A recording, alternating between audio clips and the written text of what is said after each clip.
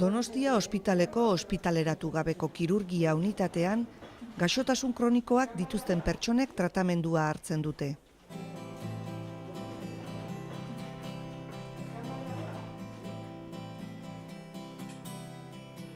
Lehen eguna du Beatriz Ayerbe Ataundarrak unitate honetan.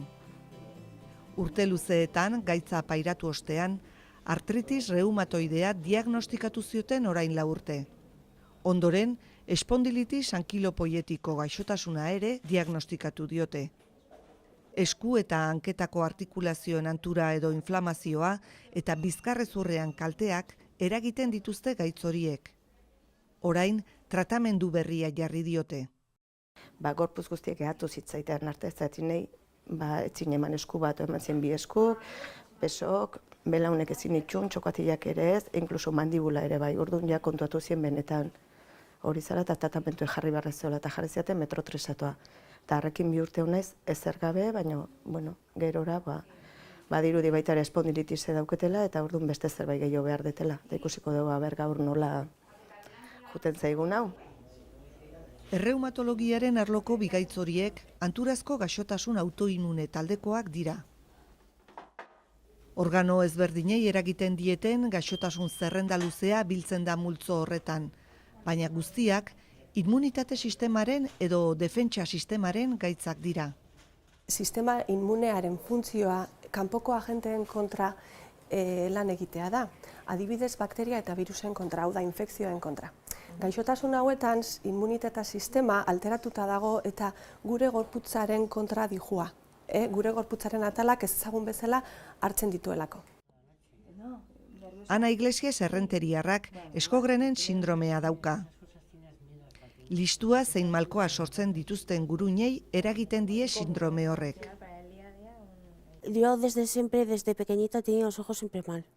Se me hacían úlceras en los ojos. Y claro, estuve en muchos sitios y no sabían de qué era. Me daban cortisona y eso, y no se me curaba. Diagnostikoaren zailtasuna batez ere da gaixotasun hauen sintomak nahastu egiten direlako gaixotasun degeneratibo edo mekanikoekin.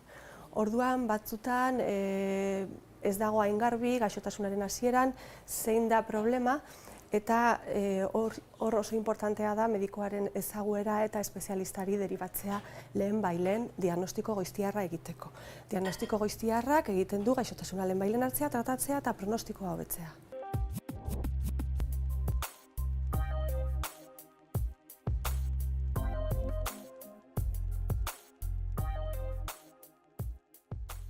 Diagnostiko goiztiarra egiteko eta terapia egokiena ezartzeko bidearen bila ari dira SIG mikrogune ikerketa zentroan.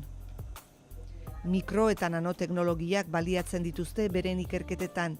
Txikitasuna aztertuz jakintzan sakontzea dute helburu. Ondoren, jakintza hori aplikazio zehatzetara bideratzeko.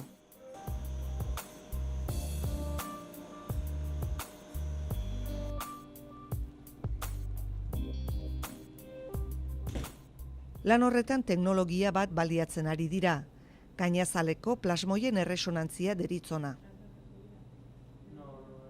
SIG mikroguneko gela zuri honetan teknologia horrekin egiten dute lan. Hauxe da lehen fase honetan erabiltzen duten gailua. Beirazko prisma bat da, gainean urrezko xafla bat duena. Aparailu honen bidez, argiarekin gainazalari eragiten diotenean fenomeno berezi bat sortzen da, plasmoia. Los plasmones se generan entre la superficie de algunos metales, como son la plata y el oro. Plasmoiak metal batzuen gainazalaren eta kokatuta dauden ingurunearen artean sortzen dira. Airea edo ura eta urrearen artean alegia. Urrezko gainazal horretan elektroi batzuk aske daude eta argiarekin eragiten diegunean gainazalean uhinak sortzen dituzte. Plasmoiak alegia. Generar unas ondas superficiales que son los plasmones. Elektroien uhin horiek edo plasmoiak teknologia honen oinarria dira, gaixotasuna diagnostikatu ahal izateko lehen elementua. Baina ez bakarra, Gaitza diagnostikatu ahal izateko eta terapiari behar bezala erantzuten diola jakiteko gainera, gaixoaren odol edo listu laginean dauden molekula batzuk identifikatu behar dira, gaixotasunaren biomarkatzaileak. Ez da ohikoa proteina bakar batekin gaixotasuna diagnostikatzea. Multzo bat identifikatzen da, kopurua aldakorra da. Horiek, gaixotasunari buruzko informazioa emango digute. Gaitza hasierako faseetan dagoen, ala guztiz garatu den. Gaitza identifikatzeko beharrezkoa den hirugarren elementua antigorputzak dira. Gaixotasunaren adierazle diren biomarkatzaileetako bakoitzak bere antigorputz espezifikoa dauka. Antigorputz horien lana dagozkion biomolekulak harrapatzea da. Horregatik, antigorputz horiek txiparen gainean jartzen dituzte, odol edo listu laginean dauden markatzaileak bilatzeko. Pazientearen lagina eta antigorputzak itsatsita dituen txipa makinan sartuko dituzte. Behin hau biofuntzionazioa dagoenean, sartzen dugu sistema barruan. Sisteman zer daukagu? Nahiko sinplea da. Alde batean daukagu argiturri bat eta bestean detektorea. Txipa sartzen dugu hola, orduan argia erreflejatzen da hemen gainazal honetan eta detektorean neurtzen du erreflejatutako argia. Odol laginean gaixotasunaren erakusgarri diren biomolekulak badaude, antigorputzek harrapatu egingo dituzte. 100, 200, 300 nanometroko distantzia txiki horretan aurkituko direnez, plasmoiek nabarituko dituzte, eta islatzen den argiaren seinalea aldatuko dute. Horrela, guk argi aldaketa hori neurtuko dugu. Biomarkatzailea antigorputzari itsasten bazaio, plasmoian islatuko duen argian aldaketa bat egongo da. Horrek esan nahi du, odol-lagin horretan gaixotasunaren molekula markatzailea dagoela. Pazientea gaixo dagoela alegia. Horrela egiten dute diagnostikoa.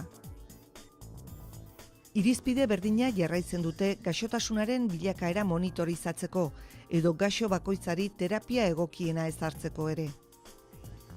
Baina gela zuriko makina honetan erabiltzen duten txiparekin, biomarkatzaile bakarra detektatu daiteke. Eta gaitz bat identifikatzeko normalki, biomarkatzaile talde bat aurkitu behar izaten da. Horregatik, Sig mikrogunen, gainazaleko plasmoien erresonantzian oinarrituta, sistema berri bat garatzen ari dira. Hauxe da sortu duten txipa. Polimero batez estalita dagoen beira xafla bat da, eta gainean nanozuloz osatutako patroi bat dauka inprimatuta.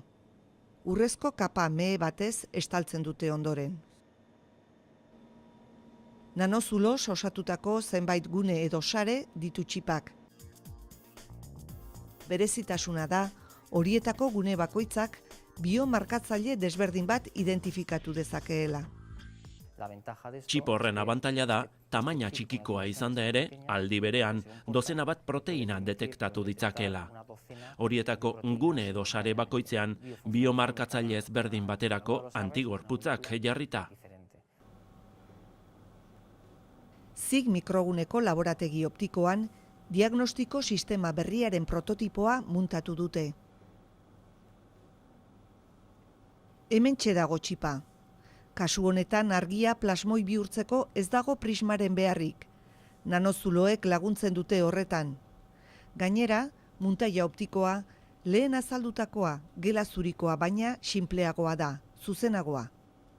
Optika eta lenteen bidez argiaren transmisioa espektrometro optiko batean jasotzen da, eta honi esker egingo dute emaitzaren irakurketa.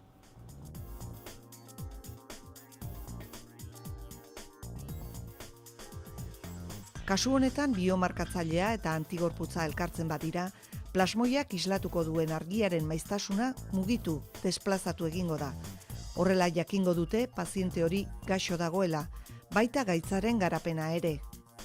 Etorkizun batean, adibidez farmazia batean edo kontsulta batean izan ahal ditugu sistema hauek, hori, mahai gainean nahiko txikiak izango dira, eta modu zuzen eta azkar batean medikoak adibidez diagnostikatu ahal izango ditu hainbat gaixotasun.